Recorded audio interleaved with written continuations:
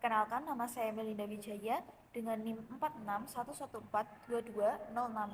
Pada kesempatan kali ini, saya akan membahas esai saya yang berjudul Krisis Moral, Gawatnya Dampak Negatif Teknologi pada Generasi Milenial dan Cara Mengatasinya.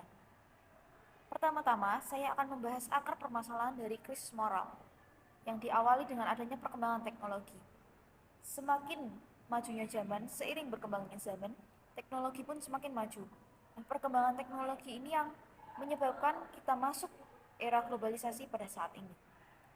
Dengan adanya globalisasi, maka membawa dampak yang sangat besar pada negara-negara di berbagai bidang, yaitu komunikasi, ekonomi, politik, keamanan, dan lain sebagainya.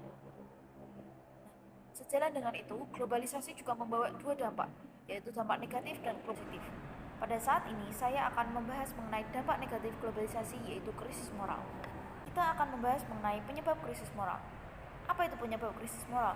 Selain globalisasi yang menyebabkan krisis moral, ada 4 poin yang saya akan jelaskan hari ini.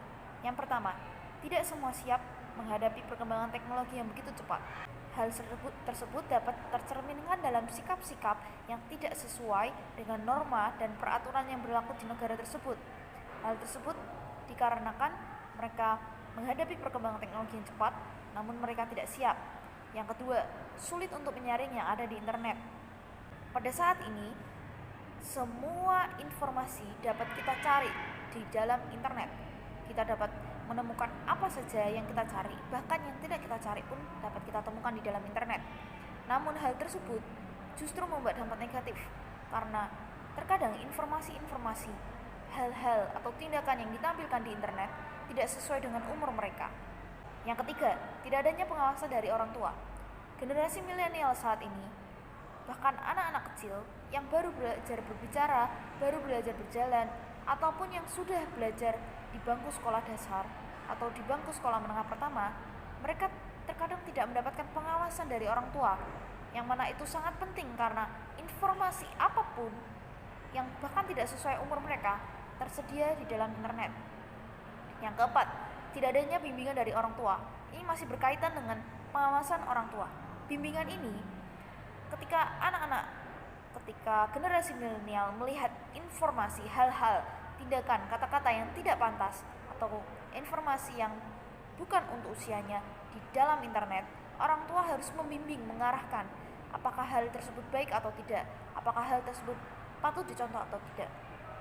Kemudian yang selanjutnya, cara mengatasi. Setelah kita mengetahui penyebabnya, kita akan mengetahui cara mengatasinya dari keluarga. Yang pertama adalah terus menanamkan nilai-nilai dasar yang baik. Ini hal yang sangat-sangat perlu diperhatikan orang tua dan hal yang paling dasar, yaitu menanamkan nilai dasar. Karena dengan menanamkan nilai dasar, maka anak-anak mengerti apa yang benar, apa yang salah. Kemudian yang kedua adalah melakukan pendampingan dan pengawasan. Seperti dari penyebab tadi, kita berarti mengetahui cara mengatasinya adalah dengan melakukan pendampingan dan pengawasan. Yang ketiga, mengarahkan anak untuk menyaring yang didapat dari internet. Yang selanjutnya adalah sekolah. Yang pertama, mengoreksi tindakan-tindakan siswa yang tidak sesuai moral. Yang kedua adalah pendidikan karakter. Pendidikan karakter ini sudah termasuk dalam Permendikbud bahwa sekolah harus memberikan pendidikan karakter kepada anak-anak, yaitu menanamkan, meluruskan bila tindakan anak-anak tersebut tidak sesuai dengan moral yang berlaku. Kemudian yang ketiga adalah menanamkan nilai-nilai moral. Yang selanjutnya adalah di masyarakat.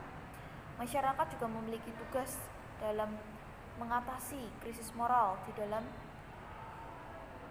sekitar kita. Yang pertama adalah memberikan kritik dan saran yang membangun. Yang kedua adalah tanggap dan penuh perhatian dengan gejala-gejala sosial, terutama krisis moral. Nah, ini berkaitan dengan yang pertama. Kita harus tanggap dan penuh perhatian. Tidak cuek, acuh tak acuh, namun kita harus turut berkontribusi dalam membangun generasi yang selanjutnya. Yang ketiga adalah membangun lingkungan yang sehat.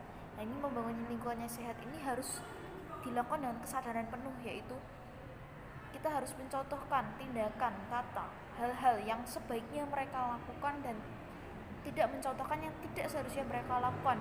Dengan tersebut kita akan membangun lingkungan yang sehat bagi mereka untuk bertumbuh. Sekian dari saya, terima kasih.